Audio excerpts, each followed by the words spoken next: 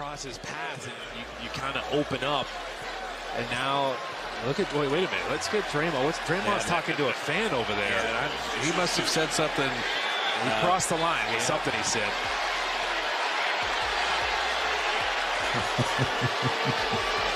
He had a lengthy conversation with him. Watch that body language closely. That's not just a competitive player engaging with a heckler. That's a man whose ego just took a direct hit. Because here's what happened in New Orleans on this night. Draymond Green grabbed offensive rebound after offensive rebound, missed layup after missed layup, and one fan in the crowd started chanting a name that made the four-time NBA champion completely lose his composure. Angel Reese, the best rebounder in the WNBA. A fan over there. Damn. He must have said something. He crossed the line with something he said. Does that fan look quiet to you, folks? And this probably hurt Draymond Green the most. The fact that these guys are eye to eye. Big man, 6'7" NBA player comes up to a random guy in the crowd. As soon as this guy stood up, Draymond was like, "Oh shit, he's actually tall too. Oh damn, he's actually maybe a little taller than me." But Draymond, what's wrong, man? Come on, you getting called Angel Reese? Oh, you hate to see it. You hate to see it. Draymond Green said he usually doesn't have an issue with taunts on the road, but the repeated nature of this particular chant clearly made him feel. Look at that. Eye to eye, maybe even eye to slightly above eye. And suddenly Draymond's whole tough guy persona hits a wall. Because the fan who got under his skin wasn't some small person he could physically intimidate. This guy stood up and matched his height. Maybe exceeded it, and that visual alone tells you everything about why this moment stung so badly. Draymond couldn't even use his physical presence to win this confrontation. But here's what makes this story fascinating. It reveals something much deeper than one player getting heckled at a road game. This is about how NBA players actually view women's basketball when the cameras aren't rolling and they don't have time to calculate their response. During Warriors practice, Jordan Poole said that was Angel Reese-esque. And Draymond Green couldn't handle it. Oh, you hate to see it. What did Draymond Green have to say about this? What happened in the second quarter with that fan?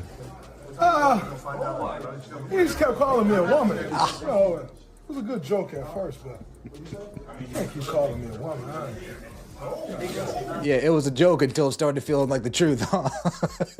It was a joke until it started to feel like the truth, huh, Draymond? Fuck kids. One on the way. Can't keep calling me a woman. So, you know, he got quiet though, so it was fine. He just kept calling me a woman, not a woman's name. A woman. Listen to that phrasing carefully. Draymond didn't say he compared me to another player. He said the fan called him a woman.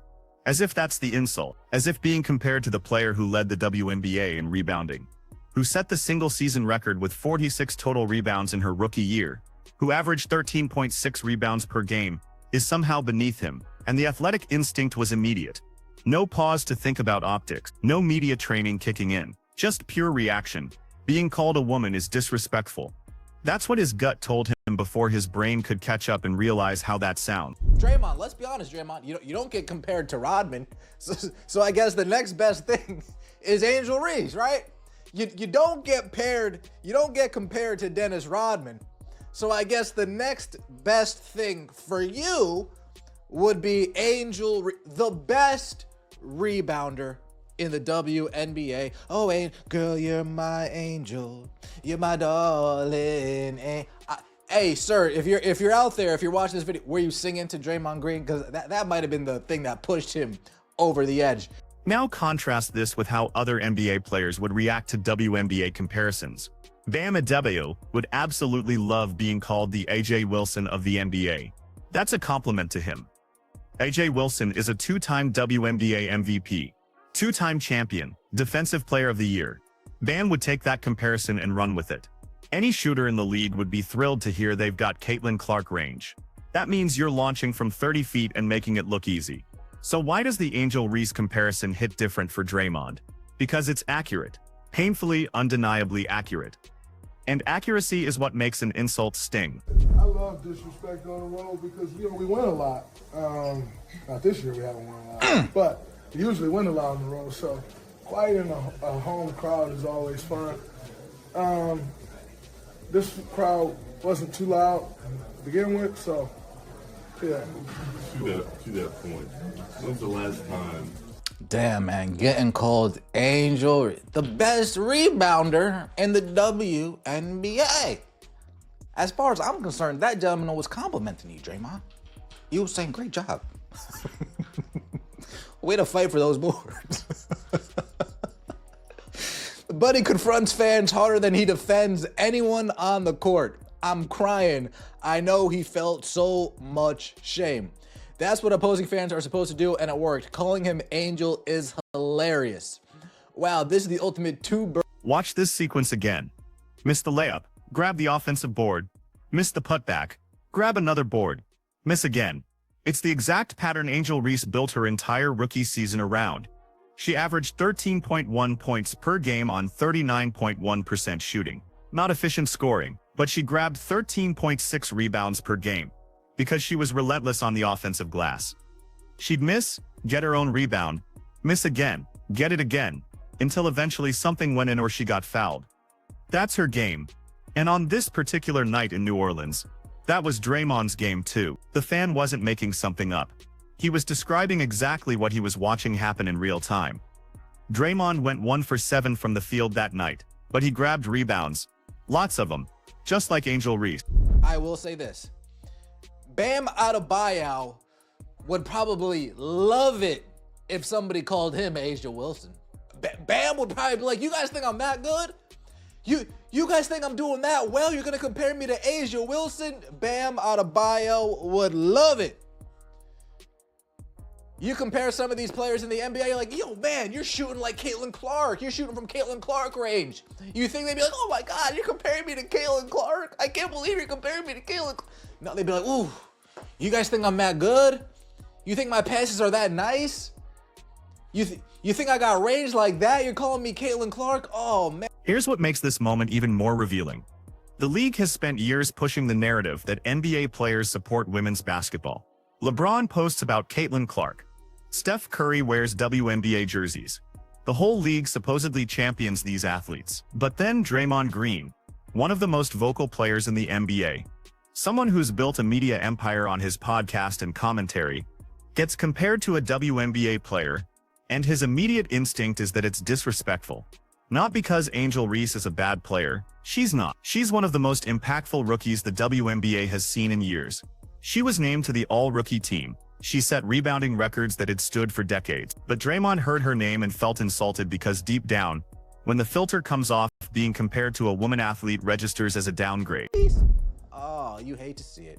You hate to see it. Draymond Green said he usually doesn't have an issue with taunts on the road, but the repeated nature of this particular chant clearly made him feel the need to say something. Nick Friedel, right? Folks, now we know what it was. Now we know what it was. Close your eyes. Imagine with me. Draymond Green's in practice. He goes up for a layup, misses the layup, grabs his own rebound. And then Jordan Poole looks at him and says, damn, that was Angel Reese, like, wasn't it? Draymond Green snaps. Draymond Green snaps, lunges, boom, tees off, Jordan Poole on the floor. We finally found out what Jordan Poole said to make Draymond Green snap and punch him. Superman. And notice what happened after the confrontation. Draymond told reporters the fan got quiet though. Except the video shows the exact opposite. That fan is still talking. Still standing there. Completely unfazed. Draymond needed to rewrite the narrative in his head, where he won that exchange, where his presence intimidated someone into silence. Because the reality, the one captured on camera, is that he walked up to a heckler who turned out to be just as tall as him, said his piece, and walked away without changing anything. The fan kept his energy. Draymond was the one who had to retreat back to the court. And that probably stung worse than the initial comparison. Let's talk about what this reveals about the WNBA's perception problem. Because this isn't really about Draymond Green's ego. This is about how women's basketball is still viewed as lesser, even by people who claim to support it. Even by players who should know better. Angel Reese's rebounding numbers in her rookie season were historic. She broke Tina Charles's single-season rebounding record. She had 15 consecutive double-doubles, the longest streak in WNBA history. She grabbed 446 total rebounds in when you adjust for pace and minutes, Her rebounding rate was elite by any standard, men's or women's basketball. But Draymond heard her name and felt disrespected. Not because the comparison was inaccurate, because it was accurate, and being accurately compared to a woman felt like an insult. That's the problem. The comparison worked because their games actually are similar in that specific aspect. Draymond has built his career on defense, passing and relentless effort on the boards. He's never been an efficient scorer. His career field goal percentage is 40. He averages 8.7 points per game for his career. His value comes from everything else he does. Just like Angel Reese, her value isn't in efficient scoring.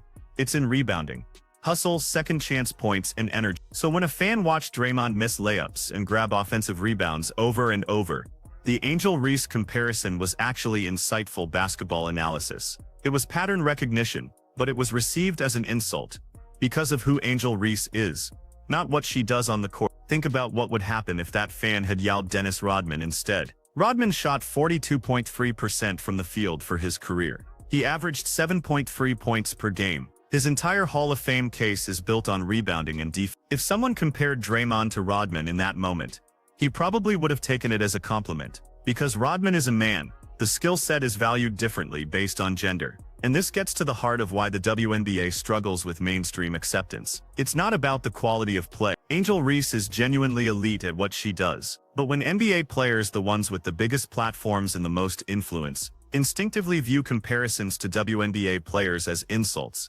what message does that send to casual fans? If Draymond Green thinks being called Angel Reese is disrespectful, why would his fans think differently? The league has tried to manufacture support. They've had NBA players appear at WNBA games. They've pushed cross-promotion. They've created content showing NBA stars praising women's basketball. But this moment in New Orleans revealed what happens when there's no script, no PR team, no time to think about how it looks. The mask slipped, and what we saw underneath was the same old attitude. Women's sports are lesser, even when the comparison is statistically and stylistically accurate. Here's what makes it even more frustrating. Draymond has a podcast. He has a platform. He's positioned himself as someone who understands basketball at a deep level, who can break down the game in ways that casual fans miss. He should be able to appreciate what Angel Reese does, to recognize that rebounding is a skill that transcends gender, to see the parallel between his game and hers as a legitimate basketball observation. But instead, his first instinct was to feel insulted, to frame it as being called a woman as if that's inherently degrading.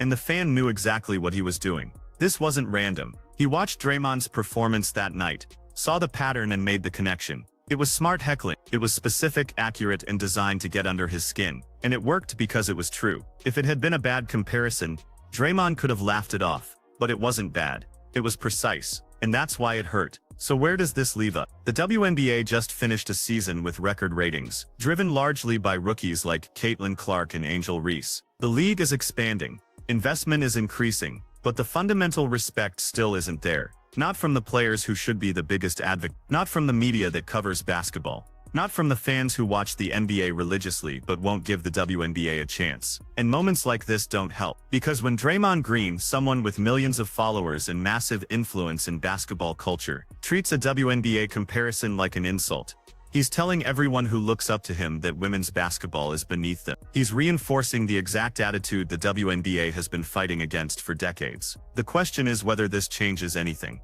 Will Draymond address this on his podcast? Will he walk it back, claim he was just heated in the moment? Say he actually has tremendous respect for Angel Reese? Probably, because that's what the PR playbook says to do. But we already saw his real reaction. We saw what his gut told him before his brain could filter it. And that's what matters. Being compared to Angel Reese should be a compliment. She's one of the most impactful players in women's basketball. She changed games with her rebounding. She set records. She was must-watch television during her rookie season. But until NBA players can hear her name without flinching, without feeling like they need to defend themselves, the WNBA will keep fighting the same uphill battle. What do you think, was the fan out of line? Or did Draymond just prove that NBA players don't actually respect women's basketball the way they claim to? Drop your thoughts in the comments.